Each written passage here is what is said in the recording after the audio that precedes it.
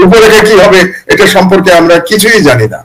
তো আমি জানি না আরো কতদিন অপেক্ষা করতে হবে। এবং এবং মাহমুদ ভাই ধরেন সরকারি প্রসঙ্গ যেহেতু আসলো, ধরেন আপনি যদি দেখেন যে পুরো উপদেষ্টা পরিষদ কিন্তু ডক্টর ইউনূসের আলোয় আলোকিত হচ্ছেন, মানে তাদের নিজস্ব কোনো দুই একটা জায়গা, অর্থ মন্ত্রণালয় বা জ্বালানি মন্ত্রণালয়, দুই একটা মন্ত্রণালয় ছাড়া সমালোচনার মাত্রাই বেশি এবং বিতর্কিত লোকেরা কিন্তু নিয়োগ পাচ্ছে। আমরা কিন্তু ধরেন বৃহত্তর স্বার্থে কিন্তু ডক্টর ইউনূসের প্রতি এক ধরনের আমরা অন্ধ সমর্থন দিয়ে যাচ্ছি, যিনি থাকুক, আমাদের জন্য কিছু একটা হোক, একটা সংস্কার হোক, বিচারটা হোক, কিন্তু বিচার তো ধরেন অত্যন্ত কচ্ছপ গতিতে যাচ্ছে। তো সব মিলিয়ে আসলে এই সরকারের 8 মাসটা মানে কোথায় সমস্যাটা আসলে, মানে এরকম একটা রক্তক্ষয়ী বিপ্লবের পরে, অভ্যুত্থানের পরে সরকার যেভাবে ফাংশন করার কথা ছিল সেইভাবে তো করতে পারছে না বা করছে না। সরকারের 3টি কারণে আমরা ডক্টর ইউনূসকে সমর্থন দিচ্ছি। আপনি যেটা বললেন অন্ধ সমর্থন, আমি অন্ধ বলবো না, সমর্থন দিচ্ছি বলবো। একটি কারণ হলো যে ডক্টর ইউনূসের আন্তর্জাতিক গ্রহণযোগ্যতা। কারণ আপনাদের এমন একজন লাগতো যার আন্তর্জাতিক গ্রহণযোগ্যতা আছে এবং ভারত ইচ্ছা করলে তাকে কোনো ষড়যন্ত্র করে ক্ষমতাচ্যুত করতে পারবে না, এরকম একজন দরকার ছিল আমাদের। এবং সেই দিক দিয়ে ডক্টর ইউনূসের সাথে তুলনা করার মতো দ্বিতীয় কোনো ব্যক্তি আমাদের নাই, এটা আমাদের মেনে নিতে হবে। 1। 2 নম্বর হলো ডক্টর ইউনূস কিন্তু শেখ হাসিনার জুলুমের একজন ভিকটিম ছিলেন। ডক্টর ইউনূসকে কিন্তু উনি ভিকটিম ছিলেন, এই সরকারের অধিকাংশ ভিকটিম ছিল না, কিন্তু ডক্টর ইউনূস ভিকটিম ছিলেন। এটা হলো 2 নম্বর। আর 3 নম্বর হলো ভারতের প্রশ্নে এবং আওয়ামী লীগের প্রশ্নে আমি মনে করছি এখন পর্যন্ত ডক্টর ইউনূসের একটা দৃঢ় অবস্থান আছে। ডক্টর ইউনূস ভারতীয় হুমকিকে খুব ভালোভাবে মোকাবেলা করেছেন। এই 3টি কারণে আমরা অব্যাহতভাবে ডক্টর ইউনূসকে সমর্থন করে যাচ্ছি। কিন্তু আপনার সাথে আমি একমত যে আমরা যদি পুরো বিশাল কি উপদেষ্টা মন্ডলীর দিকে তাকাই, এর 80% উপদেষ্টা মন্ডলী গত সরকারের কি বলবো, গত সরকারের কোন রকম বিরোধ করে নাই শেখ হাসিনার সরকারের, এমনকি কেউ কেউ সুবিধাভোগী ছিল ওই সরকারের। কাজেই তাদের এই সরকারে থাকার বা এই সরকারে, এই বিপ্লবী সরকার, বিপ্লবী তারা বলে না, অন্তর্বর্তীকালীন বলে, যাই হোক, এই অন্তর্বর্তীকালীন সরকারে থাকার তেমন কোনো যোগ্যতা আছে বলে আমি মনে করি না। এবং বর্তমান সরকার, আপনার সাথে সম্পূর্ণ একমত আমি যে এই সরকার টিকে আছে শুধুমাত্র ডক্টর ইউনূসের ইমেজের উপর ভিত্তি করে। এবং কোন কোন ক্ষেত্রে বাংলাদেশের অবস্থা ভালো, যেমন এবারে রমজানের মধ্যে দ্রব্যমূল্য নিয়ন্ত্রণে রাখা গেছে। তারপরে আমাদের রেমিটেন্স যোদ্ধারা যেভাবে বাংলাদেশে রেমিটেন্স পাঠাচ্ছেন, সকল রেকর্ড ব্রেক হয়ে গেছে। কারণ আমাদের যে ফরেন কারেন্সি ক্রাইসিস ছিল সেটা অনেকটা কিন্তু রেমিটেন্সের মাধ্যমে আমাদের হয়ে গেছে। আর একটা ইন্টারেস্টিং ব্যাপার, এই যে আমেরিকা, আপনাদের প্রেসিডেন্ট ট্রাম্প যে ট্যারিফ ঘোষণা করলো, এই ট্যারিফে কিন্তু বাংলাদেশের আসলে ক্ষতি নাই, বরং বাংলাদেশের জন্য নতুন সম্ভাবনা তৈরি হয়েছে। কেন? বাংলাদেশের মেইন কম্পিটিটর ছিল গার্মেন্টস সেক্টরে চীন এবং ভিয়েতনাম। চীন এবং ভিয়েতনামের ট্যারিফ বাংলাদেশের থেকে অনেক বেশি বাড়ানো হয়েছে, আপনি জানেন, তাদের বৃদ্ধির পরিমাণ অনেক বেশি। চীনের ট্যারিফ তো 100%-এর উপরে। তো সেই দিক দিয়ে আমি মনে করি এই ট্যারিফ সিস্টেমের মধ্যে বাংলাদেশের গার্মেন্টস এর বরং এক্সপোর্টের নতুন সুযোগ তৈরি হয়েছে। তো এই সমস্ত কারণে বর্তমান সরকার অর্থনৈতিকভাবে মোটামুটি স্বাচ্ছন্দ্যে আছে, শেখ হাসিনা এত লুটপাট করা সত্ত্বেও। তো সেই দিক দিয়ে ডক্টর ইউনূস ভাগ্যবান এবং সরকার চালাচ্ছেন। কিন্তু মেইন যে দায়িত্ব তার ছিল, একটা দায়িত্ব ছিল তার সংস্কারটা শেষ করা, এবং দ্বিতীয় দায়িত্ব ছিল শেখ হাসিনা এবং তার যে লুটেরা এবং তার যে খুনি বাহিনী ছিল তাদের বিচার সম্পন্ন করা। এখন সেইটা কতটা করতে পারবেন এটা নিয়ে তো কিছুটা সন্দেহের অবকাশ তো আছে, যে তারা আদৌ কি পারবেন, নাকি তারা আবার নির্বাচিত সরকারের উপরে এটা দায়িত্ব দিয়ে তারা চলে যাবেন। না, আমি ধরেন সব মানে ঘটনাগুলো ঠিক পছন্দ হচ্ছে না অনেক কিছুই। তারপরে আপনি যদি দেখেন যে বিপ্লবের পরে উপদেষ্টা আসিফ মাহমুদের একটা বই লিখে ফেলছে, আসিফ নজরুল একটা বই লিখে ফেলছে। মানে কিভাবে সম্ভব, মানে এতগুলো দায়িত্ব 8-10টা মন্ত্রণালয় নিয়ে এরা বই টই লিখে, মানে ব্যক্তিগত ক্যারিশমা জাহির করার জন্য সব প্রস্তুত আর কি। যে দায়িত্ব দেওয়া হয়েছে সেই জায়গাটা থেকে এটা আমার মনে হয়। মাহমুদ ভাই, যে ভারত পাকিস্তানের একটা খুবই নাজুক পরিস্থিতি, আকাশ সীমা এক গ্রুপ বন্ধ করে দিয়েছে, আরেক গ্রুপ সিন্ধু নদের পানির প্রবাহের যে চুক্তি সেটি বন্ধ করে দিয়েছে। তো সব মিলিয়ে টান টান উত্তেজনা। এর কি প্রভাব বাংলাদেশে আপনি দেখেন, বা এই মুহূর্তে বাংলাদেশের আসলে অবস্থানগত কৌশল কি হওয়া উচিত? আমি বাংলাদেশে আসার আগে একটু ভারত পাকিস্তান নিয়ে একটু বলে নেই, তাহলে দর্শকদের বুঝতে সুবিধা হবে। যে টান টান উত্তেজনা তৈরি হয়েছে, এটা কিন্তু আমি মনে করি ভারত লাভবান হয়েছে, ভারতের সরকার লাভবান হয়েছে। আমি ভারত বলবো না, মোদী সরকার লাভবান হয়েছে। কারণটা বুঝাই আপনাকে আমি। কারণ মোদী সরকার, আপনি জানেন যে মুসলমানদের ওয়াকফ বিল নিয়ে মোদী সরকার একটু বিপদের মধ্যে ছিল। ওয়াকফ বিলের মাধ্যমে মোদী যেটা চাচ্ছিল যে সেই শত শত বছর ধরে মুসলমানদের যে সম্পত্তিগুলো ছিল বিভিন্ন কাজে, যেমন ধরেন মাদ্রাসা কিংবা মসজিদে যে সমস্ত সম্পত্তি দান করে গেছে আগের মানুষজনেরা, সেই সম্পত্তিগুলো দখল করার একটা প্রক্রিয়া শুরু করেছিল মোদী সরকার। কিন্তু সেটা সুপ্রিম কোর্টে গিয়ে আটকে গেছে, এবং এই ইস্যুটা নিয়ে মোদী সরকার খুবই বিব্রত করা পরিস্থিতিতে পড়েছিল। এবং আপনাকে বলে রাখি, এটা সুপ্রিম কোর্ট ওই বিলটাকে স্টে করেছে, মানে ওয়াকফ সম্পত্তি কেড়ে নেওয়ার যে বিল পাশ করেছিল মোদী সরকার পার্লামেন্টে, সেটা স্টে করেছে। এবং আগামী মাসের সম্ভবত 6 তারিখে এটা নিয়ে শুনানি হওয়ার কথা ভারতীয় সুপ্রিম কোর্টে। এরকম একটি অবস্থায় এই কাশ্মীরের এই সন্ত্রাসী ঘটনায় ভারত সরকার কি করতে পারছে? এক হচ্ছে যে সংখ্যালঘু মুসলমানদের বিরুদ্ধে আবার তাদের ক্যাম্পেইন তারা শুরু করতে পেরেছে, এবং মুসলমানদের বাড়িঘর ভেঙে দেওয়া হচ্ছে কাশ্মীরে, এবং অন্যান্য জায়গায় মুসলমানরা খুব ভীত সন্ত্রস্ত জীবনযাপন করছে। তার মানে রাজনৈতিক ভাবে বিজেপি আবার এটাকে ব্যবহার করতে পারছে, এটা একদিকে। আর 2 নম্বর হলো যে ওই বিল নিয়ে যে বিপদের মধ্যে ছিল, সেই বিপদ থেকে এখন মানুষের নজর সরে গেছে। মানুষের নজর কিন্তু এই বিলের দিকে ছিল, মানে মোদী সরকারের ব্যর্থতার দিকে ছিল। ওই নজরটা মোদী সরকার এখন সরে গেছে। তো সরে এখন পাকিস্তানের সাথে একটা যুদ্ধবিহী অবস্থায় চলে এসছে মোদী, এবং অত্যন্ত বেআইনি ভাবে সে সিন্ধু নদীর সাথে যে পানি চুক্তি সে বন্ধ করে দিয়েছে, স্থগিত করেছে ইন্ডিয়া। 1960 সালের পানি চুক্তি সে এটাকে স্থগিত করেছে। কিন্তু আমার যেটা ধারণা যে ইন্ডিয়া পাকিস্তানের মধ্যে যুদ্ধ কিন্তু হবে না। কেন যুদ্ধ হবে না আমি আপনাকে বলি, কারণ 2 দলেরই অ্যাটমিক বোমা রয়েছে, আণবিক বোমা রয়েছে 2 দলের কাছে।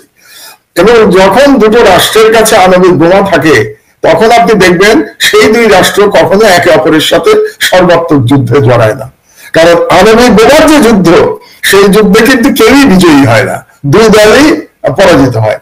ধ্বংস হয়ে যাবে। তো ধরেন পাকিস্তান আটম বোম মারলো ইন্ডিয়ার উপরে, ইন্ডিয়া আবার মারলো পাকিস্তানের উপরে, তো 2 দেশই তো ধ্বংস হয়ে যাবে। শুধু 2 দেশ কেন, পুরো দক্ষিণ এশিয়া ধ্বংস হয়ে যাবে।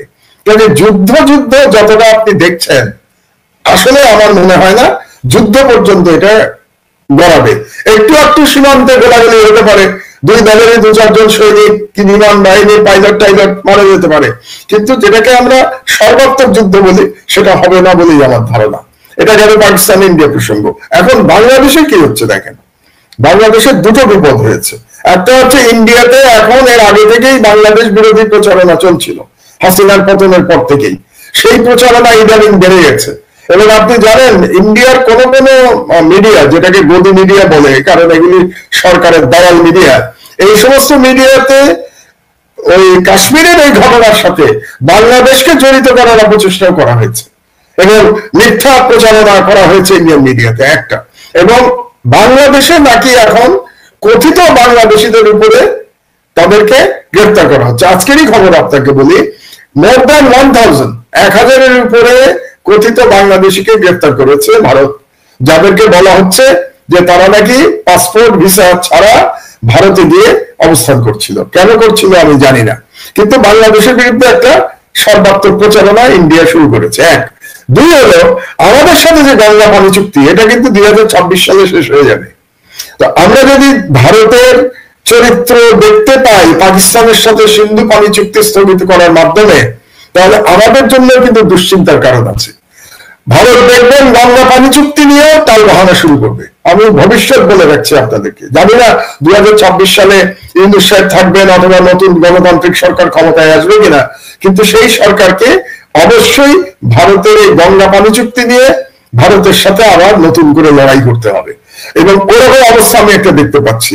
এবং যেহেতু ভারত এখন বাংলাদেশ, কথিত বাংলাদেশিদের বিরুদ্ধে অভিযান চালাচ্ছে ভারতে, আমি প্রস্তাব করব এই সরকারের কাছে যে বাংলাদেশেও যে সমস্ত ভারতীয়রা তাদের কাগজপত্র ছাড়া বাংলাদেশে আছে, এবং আমরা জানি অবৈধভাবে অনেক ভারতীয় বাংলাদেশে আছে, আমরা এমনও জানি যে অনেক ভারতীয় ভুয়া ন্যাশনাল আইডি কার্ড দিয়ে বাংলাদেশে আছে, বাংলাদেশে বিভিন্ন জায়গায় তারা চাকরি করছে, এদের বিরুদ্ধে আমাদের অভিযান চালানো উচিত।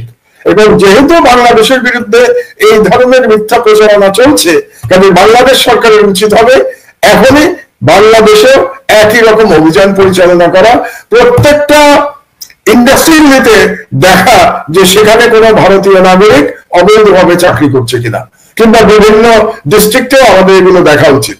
এবং বিশেষ করে আমি মনে করি সেন্সিটিভ জায়গা যেগুলো আছে, আমাদের যে সমস্ত মানে সিকিউরিটির দিক দিয়ে সেন্সিটিভ জায়গা, সে সমস্ত জায়গা আমাদের নজরদারি বাড়ানো উচিত, কারণ যে কোনো সময় ভারত বাংলাদেশে একটা অঘটন ঘটানোর চেষ্টা করতে পারে। তবে মাহমুদ ভাই ধরেন বাংলাদেশে আমরা যেটা দেখছি যে মানে আমরা কার্যকর ভাবে কিন্তু ইন্ডিয়ান এই গদি মিডিয়ার যে প্রচারণা, সেই প্রচারণার কোনো কাউন্টার আমাদের মিডিয়া কিন্তু করছে না। আমাদের মিডিয়া কিন্তু ধরেন আমার দেশ ছাড়া অন্য কোনো পত্রিকায় কিন্তু এর কোনো কাউন্টার নেই। আমাদের টেলিভিশন গুলো বা আমাদের ধরেন সরকার নিয়ন্ত্রিত টেলিভিশন থেকে শুরু করে বেসরকারি টেলিভিশন, কারোরই কোনো কিন্তু প্রতিক্রিয়া আমরা দেখছি না। তো সেই এটা আমাদের জন্য একটা, আমি বলবো একটা, কেন হচ্ছে না আমি বুঝতে পারছি না আর কি। আসলে এখনো আসলে মিডিয়া গুলো তো আসলে স্বাধীন না, মিডিয়া গুলোর মধ্যে এখনো হাসিনার লোকজন তো অন্য বিক্রমে বসা, এবং তারা মনে হয় যেন এই বিষয়গুলো কাউন্টার করতে দিচ্ছে না, যেটা কাউন্টার হওয়া উচিত। পাশাপাশি ধরেন আরো কিছু বিতর্কিত বিষয় ঘটছে, যেটা নিয়ে ধরেন আপনার পত্রিকাতেও নিউজ হয়েছিল, সন্তোষ শর্মা কালবেলার সম্পাদক, তাকে নিয়ে এক ধরনের মাতামাতি চলছে। আমি বুঝলাম না যে কেন সবাই তাকে নিয়ে, তাকেই আপনার এত হাইলাইটেড করতে হবে। তার বিরুদ্ধে সুনির্দিষ্ট অভিযোগ আছে, আপনার পত্রিকাতে ছাপা হয়েছে। রিমান্ডে যিনি নির্যাতন করতেন ইসলামিক নেতাদের, রাজনৈতিক দলগুলোর নেতাদের উপরে, তাকে নিয়ে সে, তার বিরুদ্ধে মামলাও হয়েছে।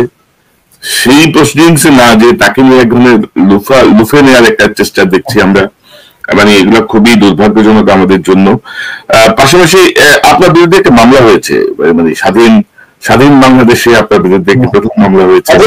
বাংলাদেশের প্রথম মামলা আর কি, প্রথম মামলা বাংলাদেশে। আমি কিন্তু জেল খেটেছি। সিদ্ধ ধরেন একটা অদ্ভুত ব্যাপার দেখছি যে ধরেন মেঘনা গ্রুপ একটা করাপ্টেড গ্রুপ, এবং 71 টেলিভিশন তারা চালিয়েছে টানা ধরেন 10-12 বছর। 71 টেলিভিশন দিয়ে তারা এই ফ্যাসিজমকে শক্তিশালী করেছে, বিরোধী দলকে ভারতের দালালি করেছে, সরাসরি ভারতের দালালি করেছে। এবং 5ই আগস্টের পরে আসলে বিএনপির কিছু নেতার বদন্যতায় বা বিনিময়ে, অনেক কিছুর বিনিময়ে 71 টিভি চালু ছিল। তো সেই 71 টিভির যে মেঘনা গ্রুপের যে মালিকানা, সেই মালিকানা নিয়ে আপনি রিপোর্ট করেছেন আপনার পত্রিকায়, সেটি নিয়ে মামলা হয়েছে। এবং আনফর্চুনেটলি আমি দেখলাম যে আপনি যদি বলছিলেন যে স্বাধীন বাংলাদেশে যে আপনি জেল খেটেছেন, তখন কিন্তু আমরা কোনো সহযোগিতা দেখি নাই, উদার কোনো দৃষ্টিভঙ্গি দেখি নাই। আপনার মামলা কোর্ট একসেপ্ট করে নিয়েছে, সেখানে কিছু দেখি নাই। পাশাপাশি কিন্তু আমি যদি দেখি যে বিতর্কিত সাংবাদিক ধরেন মুন্নি সাহা বা আরো অনেককেই কিন্তু পুলিশ অ্যারেস্ট করে আনে, সেখান থেকে আবার ছেড়ে দেওয়া হয়।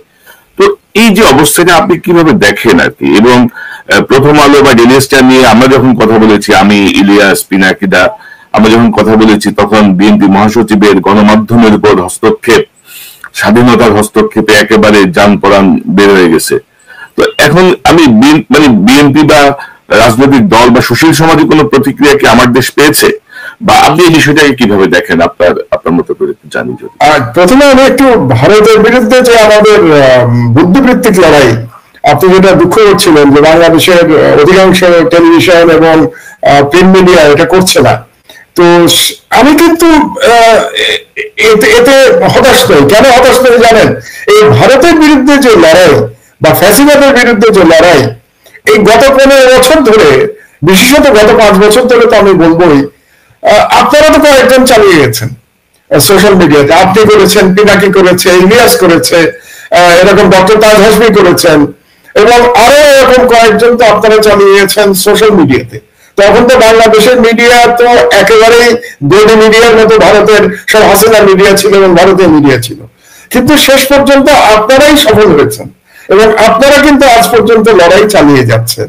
আমার ভরসার জায়গাটা সেখানেই কোনো, যতক্ষণ পর্যন্ত আপনাদের মতো মানুষেরা সোশ্যাল মিডিয়াতে এভাবে সাহসের সাথে লড়াই চালিয়ে যেতে পারবেন ভারতীয় হেজেমনি আর এই হাসিনার ফ্যাসিবাদের বিরুদ্ধে, ততক্ষণ পর্যন্ত আমি আশাহত হব না।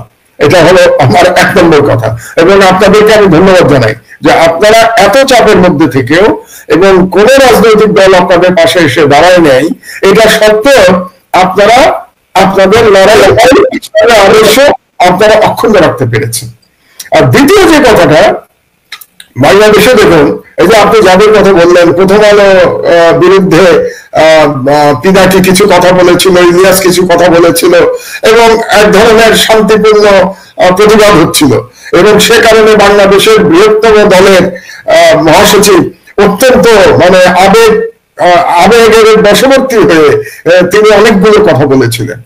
কিন্তু আমার দেশের বিরুদ্ধে মামলা হয়েছে, এই ব্যাপারে কিন্তু কারো মুখে এখন পর্যন্ত কোনো কথা আপনি নিশ্চয়ই শোনেন নাই, আমিও শুনি নাই। তবে জনগণ কিন্তু দাঁড়াচ্ছে, সারা দেশের জনগণ এটার প্রতিবাদে মাঠে নেমেছে।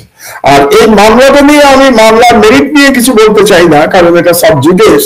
শুধু আপনাকে একটা কথা বলে রাখি, আমরা যে নিউজটা ছাপিয়েছি মেঘনা গ্রুপের বিষয়ে, সেটা কিন্তু সরকারি নথি থেকে, আমরা কোনো কমেন্ট করি নাই, মানে কোন সাংবাদিকের কোনো কমেন্ট সেই নিউজের মধ্যে নাই। প্রত্যেকটা ইনফরমেশন সরকারি নথি থেকে আমরা কোট করেছি, যেটা সাংবাদিকের দায়িত্ব, যে সরকার মেঘনা গ্রুপের বিরুদ্ধে তদন্ত চালাচ্ছে। তো আপনি একজন সাংবাদিক হিসেবে কনক, আপনি খুব পুরনো সাংবাদিক, বাংলাদেশের কোন গ্রুপের বিরুদ্ধে সরকার যদি তদন্ত চালায় তো আপনি সেটা প্রকাশ করবেন না আপনার মিডিয়ায়? এটা তো আপনার কর্তব্য প্রকাশ করা। এই প্রকাশ করার জন্য আমার দেশের বিরুদ্ধে, আমার বিরুদ্ধে এবং আমার কলিগদের বিরুদ্ধে মামলা হয়েছে। তা আমাকে তো মামলার ভয় দেখিয়ে লাভ নাই। 5 বছর তো জেল কেটেছি, কোন মামলার সংখ্যা তো আমার 125টা, তো না হয় আরো একটা মামলা হলো, তাতে আমার কি যায় আসে, আমি কোর্টে দেখবো। কিন্তু মজার ব্যাপার অন্য জায়গায়, আপনি শুনলে অবাক হবেন। এই যে মামলাটা হয়েছে, মামলার সমন আমার কাছে আসা এবং নিউজের যেদিন ছাপা হয়েছে তার মধ্যে কয়দিন গ্যাপ ছিল জানেন? মাত্র 5 দিন। মানে আজকে মামলা হয়েছে, 5 দিনের মধ্যে সেই আজকে নিউজ ছাপা হয়েছে, 5 দিনের মধ্যে সেই নিউজ কোর্টে আমলে নিয়ে আমার বিরুদ্ধে সমন ইস্যু করা হয়ে গেছে। আপনি কি মনে করেন বাংলাদেশের কোন মামলার ক্ষেত্রে এটা সম্ভব? কিন্তু এই ক্ষেত্রে এটা হয়েছে। আচ্ছা, আপনি ভাবুন তো যে মেঘনা গ্রুপের তো টাকার কোনো অভাব নাই, মানে তদন্ত যে পরিমাণ টাকার হচ্ছে এটা চিন্তা করলে তো আমাদের অজ্ঞান হওয়ার অবস্থা। 1 লক্ষ কোটি টাকার কথা বলা হচ্ছে, যে কর ফাঁকি কিংবা মানি লন্ডারিং এর পরিমাণ 1 লক্ষ কোটি টাকা। সেখানে মেঘনা গ্রুপের জায়গায় যদি কোনো দরিদ্র ব্যক্তি মামলা করত, তার মামলা কি 4 দিনের মধ্যে বাংলাদেশের কোনো আদালত গ্রহণ করতে বলে আপনার ধারণা? কিন্তু বাংলাদেশের এই আদালত 4 দিনের মধ্যে শুধু মামলা গ্রহণ করে নাই, সমন পর্যন্ত আমার অফিসে পাঠিয়ে দিয়েছে। এবং যখন সমন পাঠিয়েছে তখন আমি টার্কিতে, তখন আমি ছিলাম না বাংলাদেশে। এটা হলো একটা। আর একটা দেখুন, মানে এটাই হচ্ছে সব থেকে দুর্ভাগ্যজনক ব্যাপার, যে তার মানে বিচার বিভাগের পরিবর্তন তো কিছু হয় নাই। এখনো তো বিচার বিভাগ শক্তিশালী মানুষের কথায় ওঠে আর বসে, তারা হলে তো এই ধরনের কাজ হতে পারতো না, 5 দিনের মধ্যে সমন ইস্যু হয়ে যেত না, তাই না? এবং আরো ব্যাপার আছে, আপনি কি করবেন? আপনি যদি কোনো মানে নিউজে আপনি আপত্তি থাকে, তাহলে প্রথম কি করবেন? আপনি প্রতিবাদ পাঠাবেন। সেই প্রতিবাদ ছাপা না হলে আপনি কি করবেন? আপনি প্রেস কাউন্সিলে যাবেন। প্রেস কাউন্সিলে যদি বিচার না পান, কাহার পরে আপনি আদালতে যাবেন। এটাই তো সিস্টেম, আমরা তো তাই জানি। অবাক হলে এই নিউজের কোনো প্রতিবাদ কিন্তু আসে নাই আমাদের কাছে। প্রতিবাদ আসার আগেই মামলা রুজু হয়ে গেছে। শুধু মামলা রুজু হয় নাই, মামলা অ্যাকসেপ্টেড হয়ে গেছে, মামলা কগনিজেন্সে নিয়ে সমাবেশ হয়ে গেছে। কোর্ট থেকেও জিজ্ঞাসা করা হয় নাই যে আপনি কি প্রতিবাদ দিয়েছেন? তো প্রতিবাদ দিলে প্রতিবাদ কোথায়? এটা হচ্ছে বাংলাদেশের বিচার বিভাগের অবস্থা। এখন আমি জানি না আইন মন্ত্রী তো